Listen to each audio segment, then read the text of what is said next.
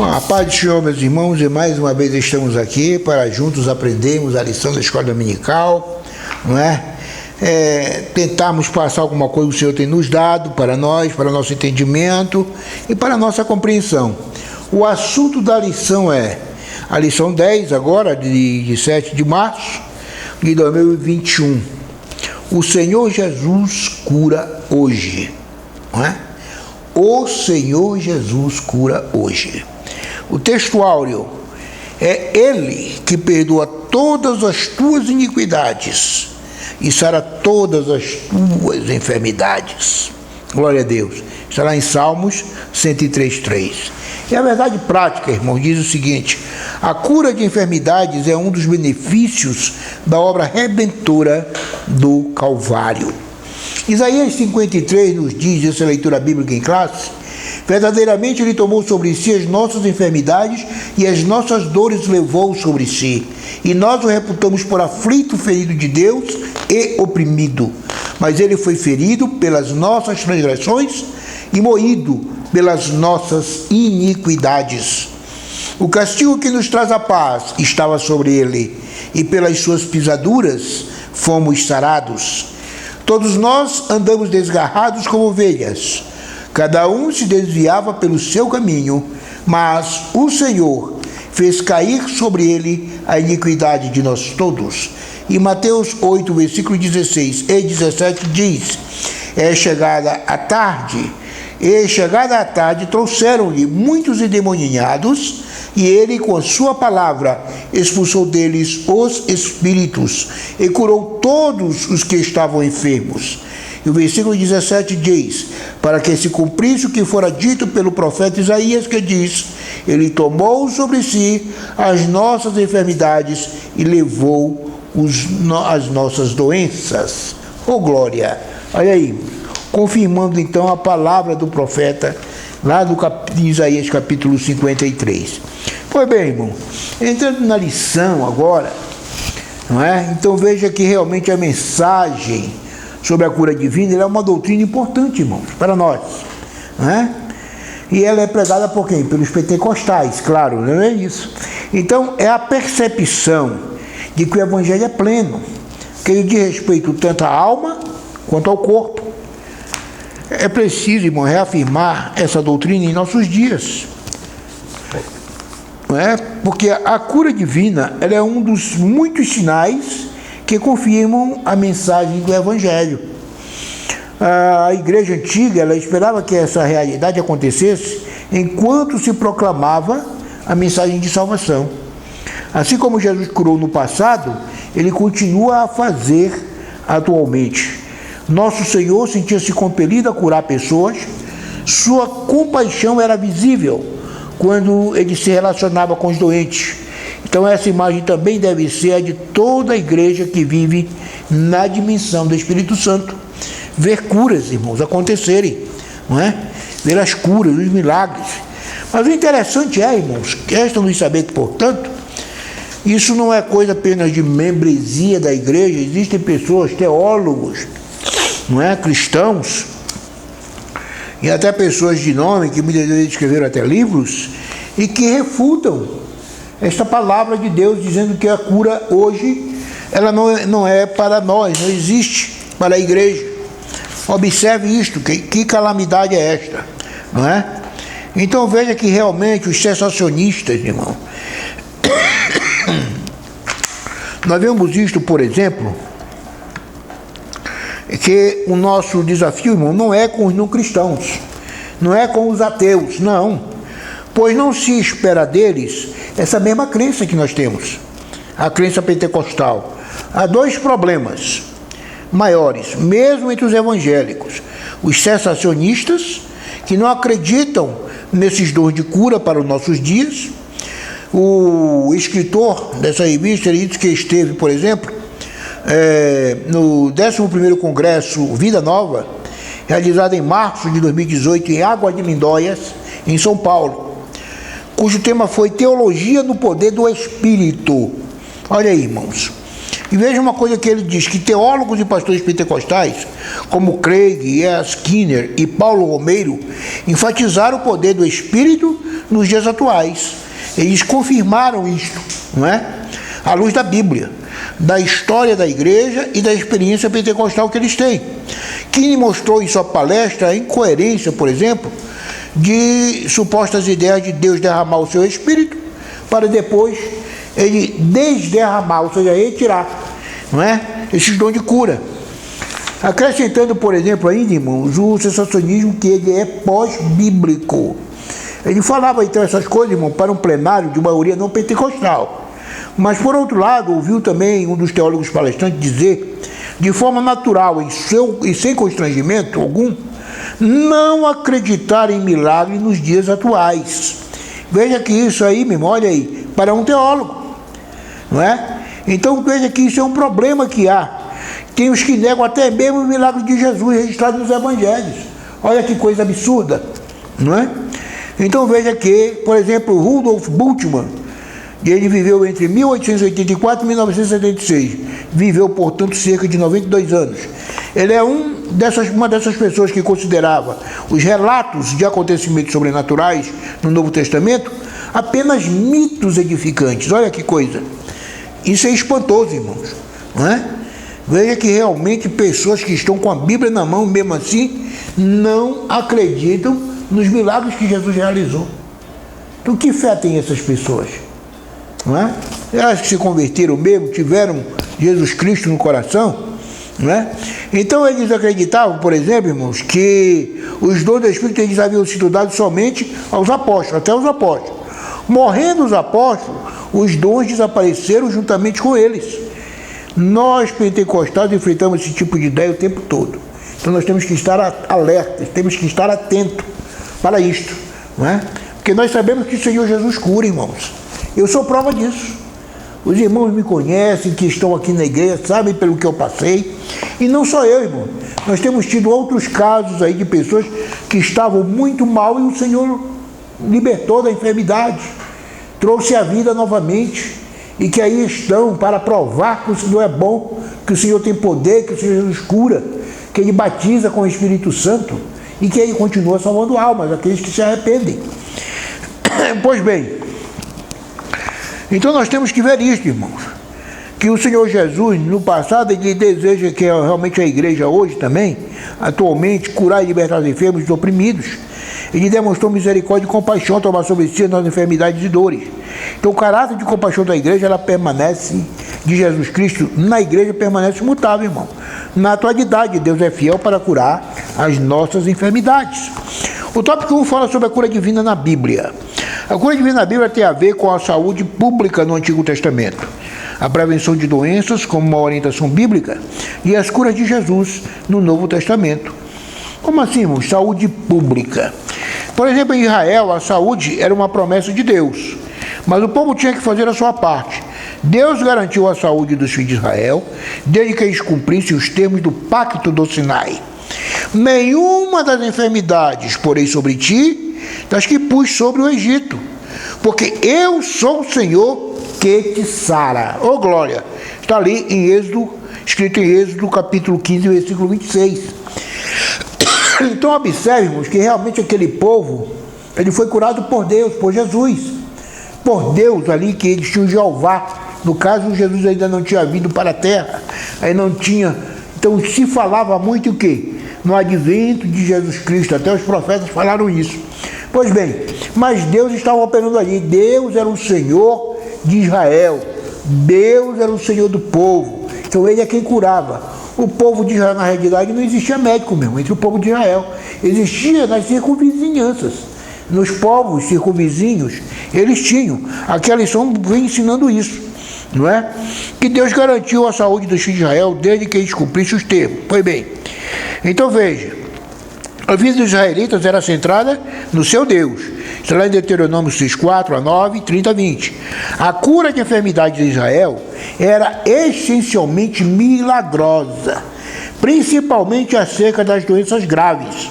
O remédio não estava nos médicos, como nos povos vizinhos, mas em Deus. Aleluia! Louvado seja Deus.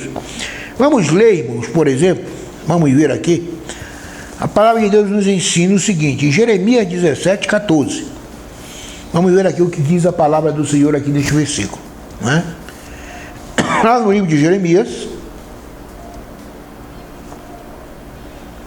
no capítulo 5, aliás, Jeremias capítulo 17, e versículo 14, que diz, versículo 14: Sara-me, Senhor, e sararei, salva-me e serei salvo, porque tu és o meu louvor. Aleluia, louvado seja Deus.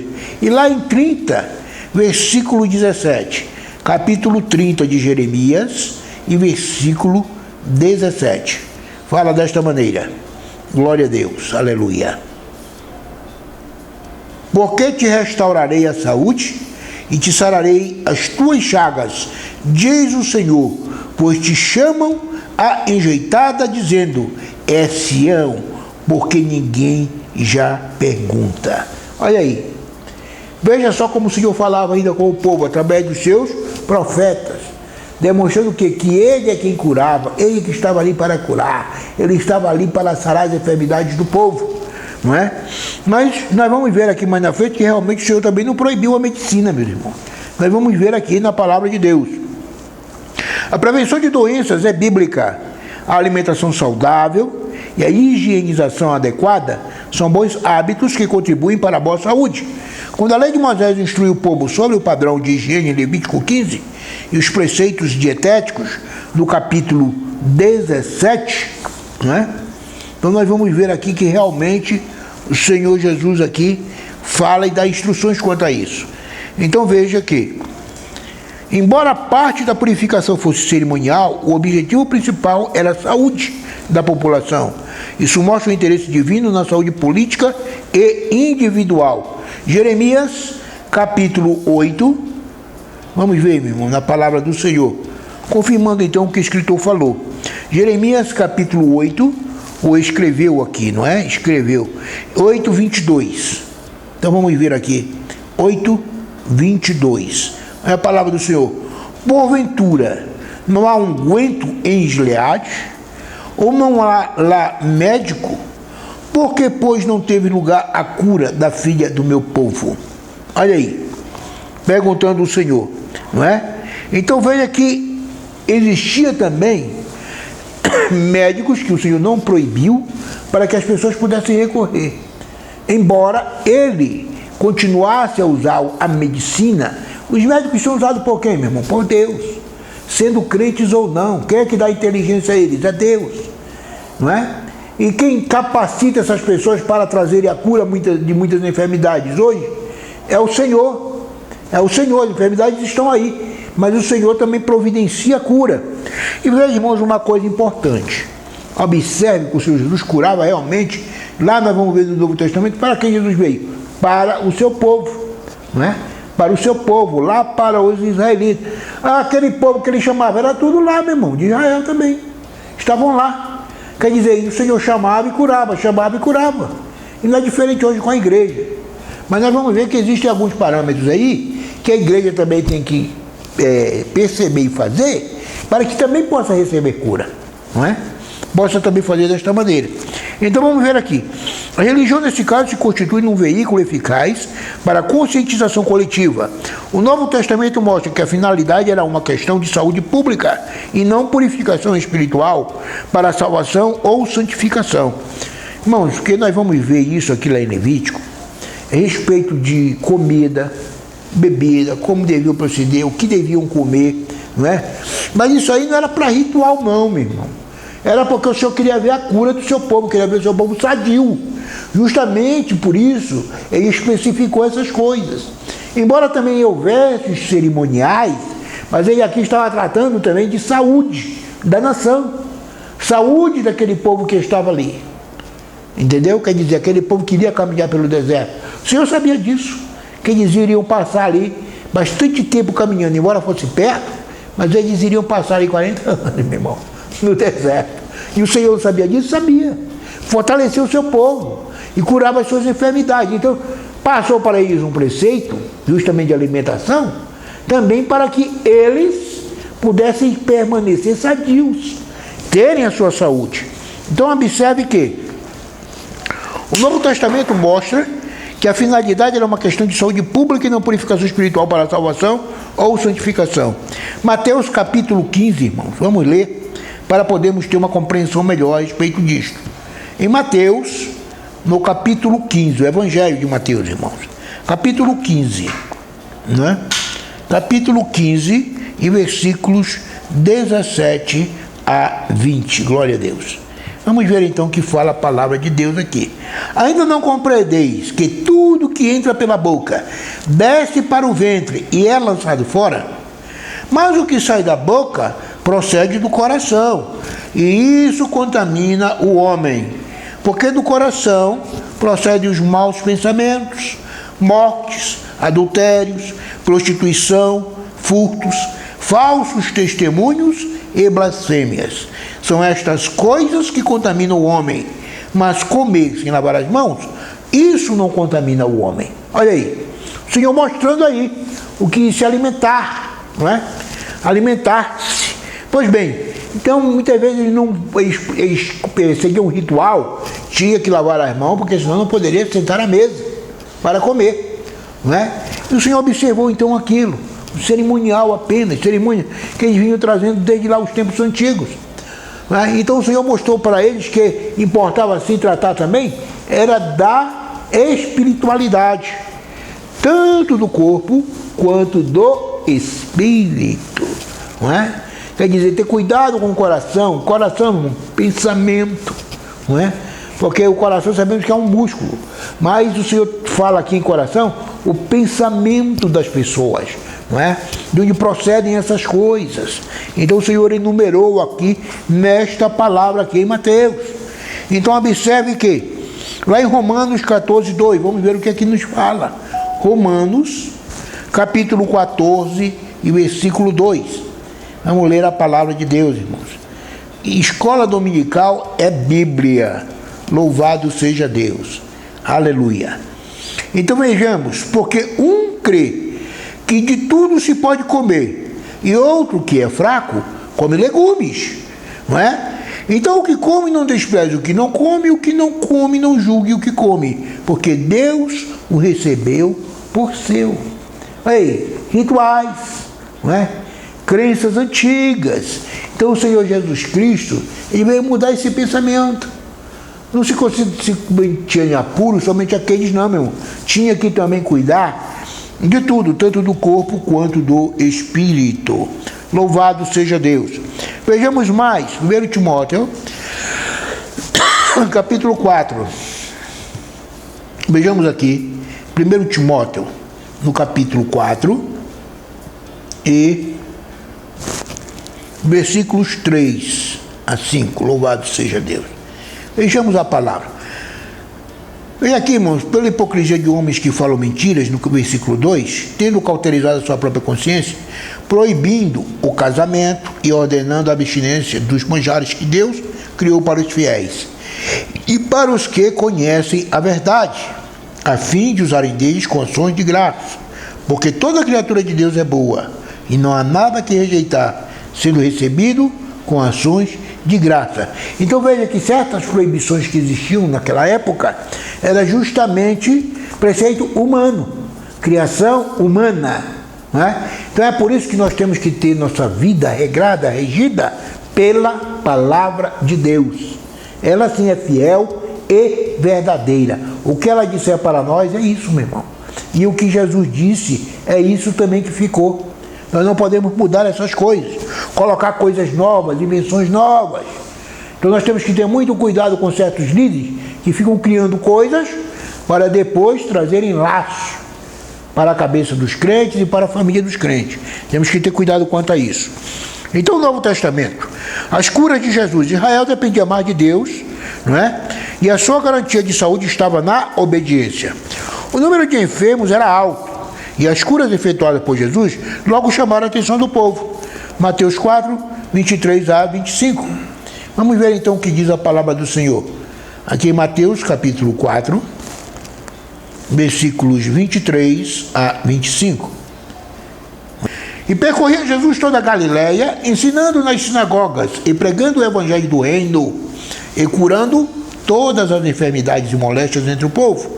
E a sua fama correu por toda a Síria e trazeu-lhe todos os que padeciam acometidos de várias enfermidades e tormentos, os endemoniados, os lunáticos, os paralíticos, e ele os curava.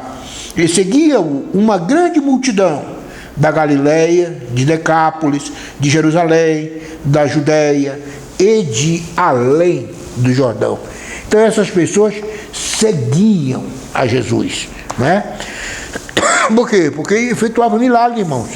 E é necessário a igreja do Senhor hoje pôr em prática isso. Nós vamos ver que isso aqui, meu irmão, é para nós, é para os nossos dias. Os pecadores, 1 Timóteo 1,15, no entanto, por causa da miséria humana, operou muitos milagres, prodígios e maravilhas. O Senhor se compadecia dos enfermos, dos oprimidos e de todos de espírito abatido, porque essas pessoas andavam como ovelhas que não têm pastor. Está lá escrito lá em Mateus capítulo 9, 36 e Marcos 6, 34. A compaixão era a principal motivação de Jesus para ministrar ao povo, e isso não mudou com o tempo, pois a promessa de cura divina continua valendo. Marcos 16, 17 e 20. Vamos ler, meu irmão. É o livro de Marcos, do capítulo 16, versículos 17 a 20, que diz a palavra do Senhor aqui. Então vejamos. E estes sinais seguirão aos que crerem. Em meu nome expulsarão os demônios, falarão novas línguas, pegarão nas serpentes, e se beberem alguma coisa mortífera, não lhes fará dano algum, e porão as mãos sobre os enfermos e os curarão. Ora, o Senhor, depois de lhes ter falado, foi recebido no céu e assentou-se à direita de Deus. Aleluia! E eles, tendo partido, pregaram por todas as partes, cooperando com eles o Senhor e confirmando a palavra com os sinais que se seguiram. Amém. Glória a Deus. Então observemos que o Senhor Jesus Cristo, ele falou isto para eles, que eles fizessem isto, que continuassem operando, e assim fizeram. E não é diferente não, meu irmão, que veio até nós, chegou até nós desta mesma forma. A pregação do Evangelho, o Evangelho quando foi fundado aqui no Brasil, o Senhor curou grandemente, houve muitas campanhas aqui, eu presenciei algumas, e o Senhor curando realmente as pessoas, levantando enfermos, levantando pessoas que estavam com bengala, muleta, deixaram, foram saltando no meio da igreja, coisa maravilhosa, irmão, acontecendo, mas tudo em nome de Jesus, em nome de Jesus, não foi no nome da pessoa. Ah, porque era famosa, era um pregador famoso, era um pastor famoso. Não, tem que ser feito em nome de Jesus. Ele é que opera milagres, não somos nós. Jesus opera milagres, aleluia. E tínhamos que fazer em nome dele, no nome do Senhor Jesus Cristo, aleluia. Então observemos isto, não é?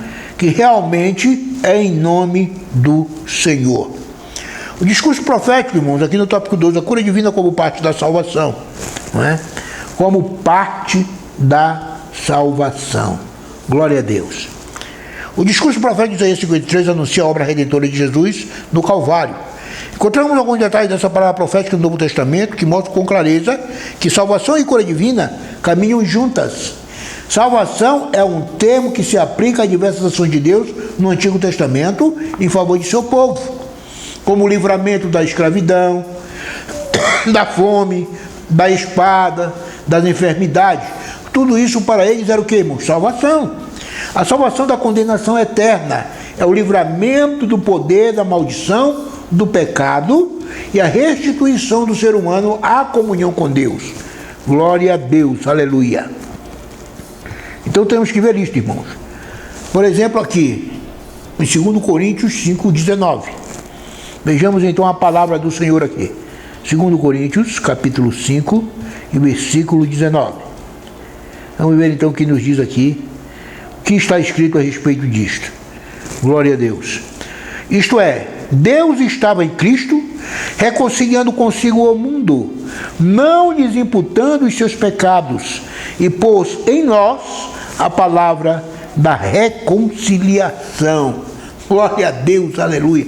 Então nós somos reconciliados com Cristo, meu irmão. somos reconciliados por meio dele. Ele nos chamou para a sua maravilhosa luz.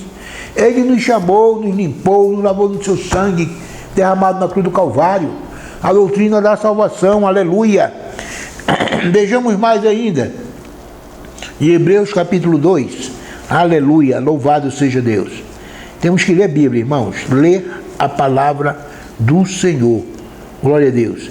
Hebreus capítulo 2, né, e versículo 11, louvado seja Deus. Hebreus 2:11, fala desta maneira: porque assim o que santifica como os que são santificados são todos de um, por cuja causa não se envergonha de lhe chamar irmãos, aleluia. Através de quem, meu irmão? Quem é que nos santifica? Jesus Cristo, através de quê? Do seu Espírito Santo.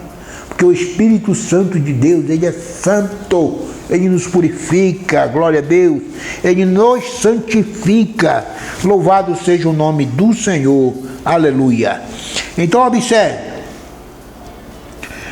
Deus propôs a salvação para todas as pessoas. Foi para todas as pessoas, irmãos? Hein? Será que o Senhor propôs esta salvação para todos? Vejamos aqui em Tito, capítulo 2, versículo 11, aleluia, louvado seja Deus.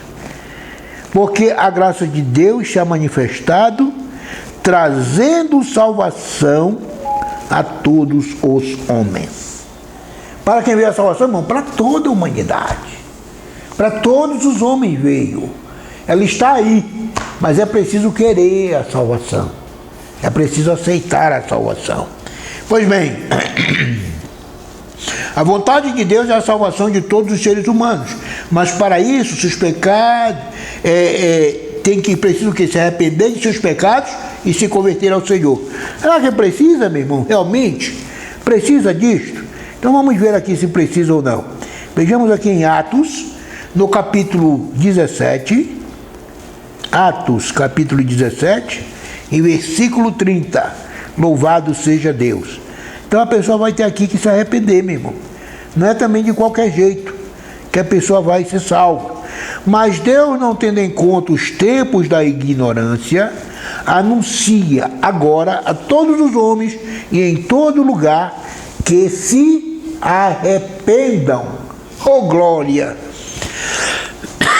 Louvado seja Deus. Então tem que haver arrependimento. Louvado seja Deus. E aqui em 1 Timóteo, irmãos, fala mais o quê? Aqui em 1 Timóteo, capítulo 2, versículo 4. Já vimos que precisa de ter arrependimento. E no versículo 4 vem dizer o quê? Para nós. Vejamos. Qualquer que quer que todos os homens se salvem e venham ao conhecimento da verdade. Louvado seja Deus. Quem quer isso, irmão? O Senhor, nosso Deus, através de Jesus Cristo. Foi para isso que ele enviou seu Filho Jesus Cristo ao mundo. Agora a cura divina, a declaração de fé das Assembleias de Deus define a cura divina como um ato de soberania, graça e misericórdia divina, que através do poder do Espírito Santo restaura física, não é? Ou emocionalmente aqueles que demonstram fé em Jesus Cristo. Então lá em Mateus 14, 4, Lucas 4, 18 e 19, não vamos ler, isso não leva muito tempo. É a tendência nossa a procurar logo os médicos em caso de doença. Isso não é errado. Jesus mesmo disse que os doentes precisam de médicos. Está aí na sua Bíblia, em Mateus 9, 12, Marcos 2, 17, Lucas 4, 23 e 5, 31. Lucas, por sinal, era médico. Está lá em Colossenses 4, 14, anunciando que ele era um médico. Mesmo assim, o milagre acontece também pelos recursos científicos da medicina.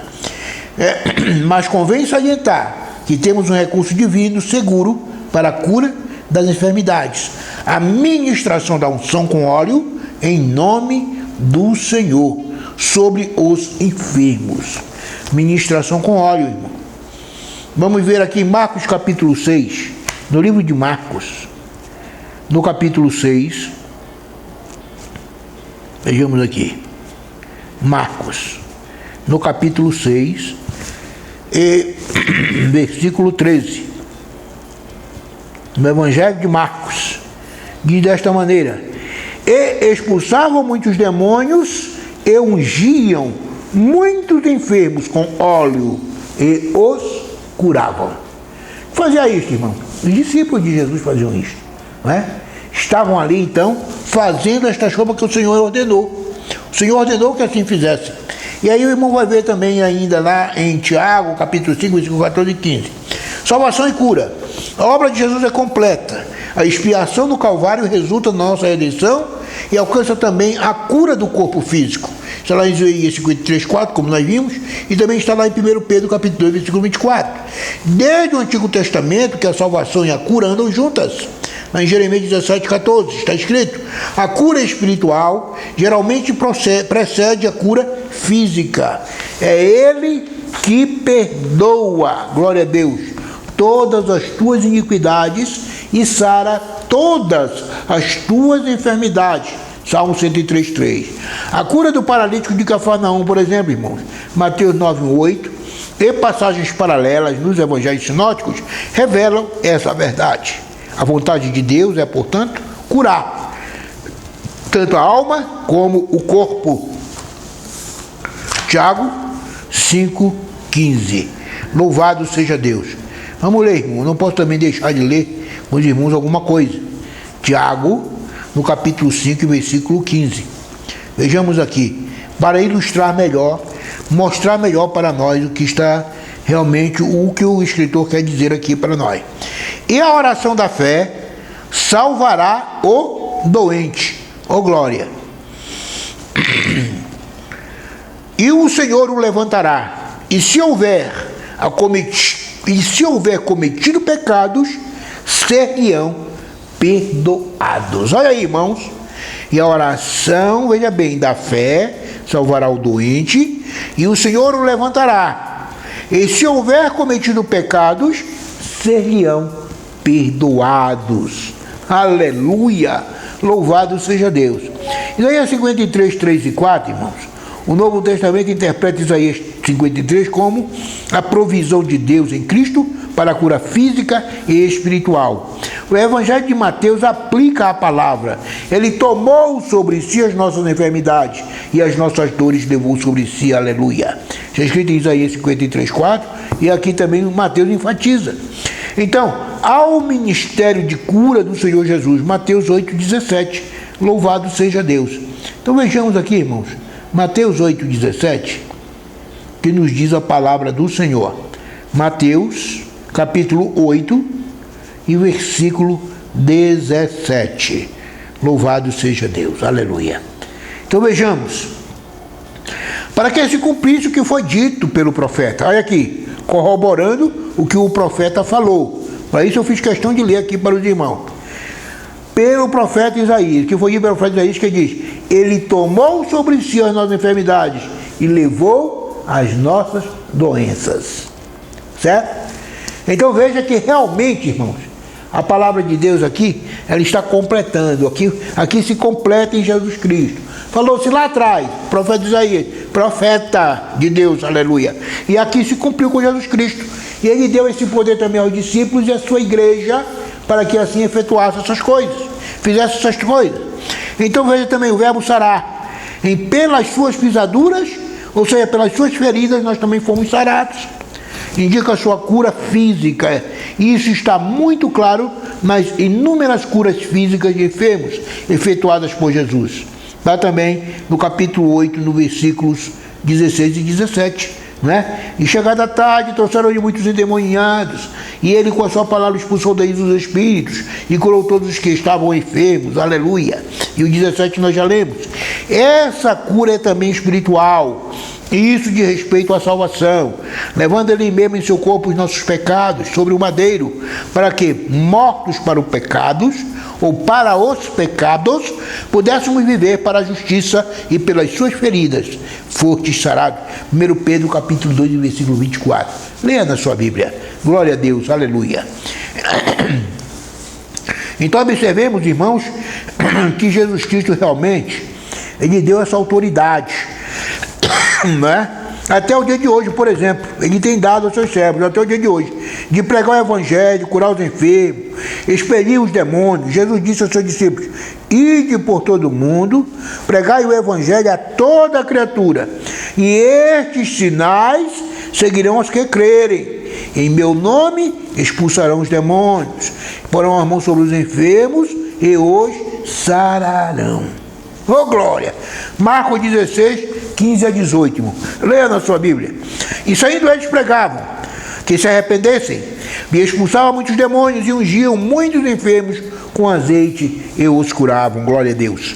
Então veja que ninguém, irmão, pense que com essas palavras que nós queremos dizer que possuímos em nós, por exemplo, aquela virtude que havia nos crentes do tempo do apóstolo, mas sim que nos esforçamos, irmão, para alcançar este fim, né? A gente não quer dizer que nós temos isso assim, não, mas nós temos que nos esforçar. Isso aqui tem que ser buscar poder para a vida. Poder através de quê? Do Espírito Santo, aleluia. A cura divina e os desafios atuais, meu irmão. Os desafios atuais são diversos, e dentre eles saber sobre a natureza da enfermidade, se o problema é físico ou espiritual, e ter o discernimento sobre a vontade de Deus. As doenças. As enfermidades são uma das causas de maior sofrimento ao ser humano. Elas são consequência direta ou indireta do pecado, pois se não existisse pecado, não existiria enfermidade. Mas isso não significa, irmão, que todos os enfermos estejam em pecado. Há enfermidades que são consequências diretas do pecado. João 5,14. Vamos ver aqui. Consequência direta do pecado. No Evangelho de João, capítulo 5, né? E versículo 14. Que nos diz a palavra do Senhor aqui. Então diz dessa maneira. Depois Jesus encontrou no templo, não é? Aquele homem para quem ele disse o quê? Toma tua cama e anda. Hein?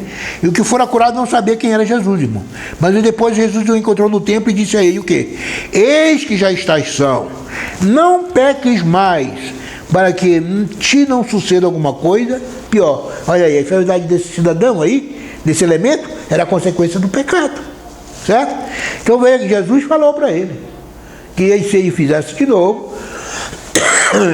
poderia acontecer algo pior com ele. Então veja que, por exemplo, grandes homens de Deus não conseguiram se livrar das doenças. Esse é um desafio, às vezes, fora da compreensão humana.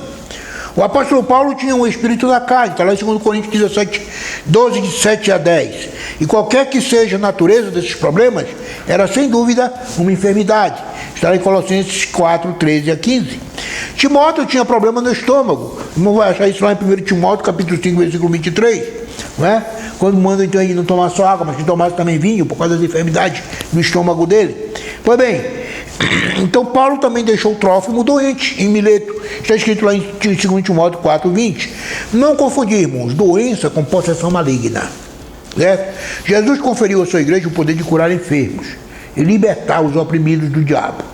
Está lá em Mateus 18, Marcos 16, 15 a 20. É dever nosso usar essa autoridade do nome de Jesus para diminuir o sofrimento humano. Né? Vamos ver, irmãos, Mateus 10, 8, a palavra do Senhor dizendo, mas vamos ver aqui, vamos ler a palavra do Senhor. Não vamos ficar só na palavra do escritor, não. Na escrita dele apenas. Capítulo 10 e versículo 8. Vamos ver aqui. 10, 8. Curai os enfermos, limpai os leprosos, ressuscitai os mortos, expulsai os demônios, de graça recebestes, de graça dai. Aí, irmão, que para quem diz aí que só cura, ressuscitar não. Olha aí, ressuscitar os mortos. Olha que grande poder o Senhor concedeu ao seu povo. Ressuscitar mortos, se for o caso. Então veja, aí é que está. Pois bem, e mais aqui ainda em Marcos 16, 15 a 20. Vamos ver aqui a palavra do Senhor dizendo, no Evangelho de Marcos, não é? Capítulo 16, e no versículo 15 a 20. Também vai ser referente ao Senhor mandando então, e disse-lhes, ide por todo o mundo, pregai o Evangelho a toda a criatura. Quem crer e for batizado será salvo, mas quem não crer será condenado. Olha aí, bem clara a palavra de Jesus.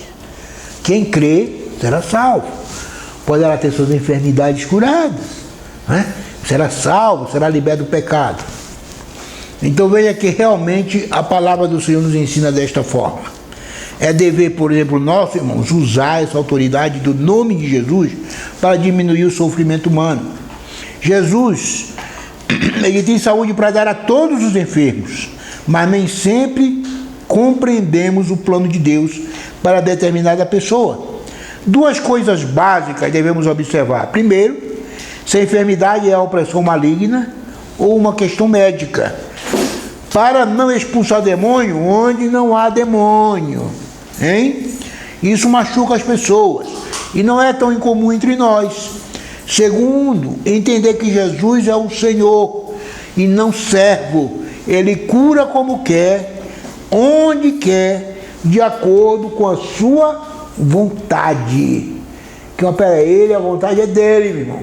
Não é não, porque eu pedi, o Senhor tem que me atender. Não, ele não tem nada, meu irmão. Eu sou apenas um emissário. Ele me usa para levar a palavra, para orar pelos enfermos. Agora a cura é dele. Ele está vendo a fé do cidadão, se está realmente crendo que ele existe, crendo que ele salva, crendo que ele vai... É ele, ó. É a vontade dele. Não é a minha, não é do pastor, não é dos irmãos, não. É a vontade de Deus, a vontade de Jesus Cristo. Louvado seja Deus. Então ele cura como quer, onde quer, de acordo com a sua vontade. Mateus 6,10 diz dessa maneira: venha o teu reino, seja feita a tua vontade, assim na terra como no céu. Aleluia! Então quem somos nós, meu irmão, para dizer alguma coisa, ditar regras para Deus? Quem somos nós para fazer isso?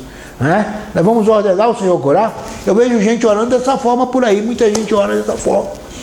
Não, Senhor, cura, porque tu tens que curar esse cidadão. Quem sou eu não para dar ordem a Deus, meu irmão?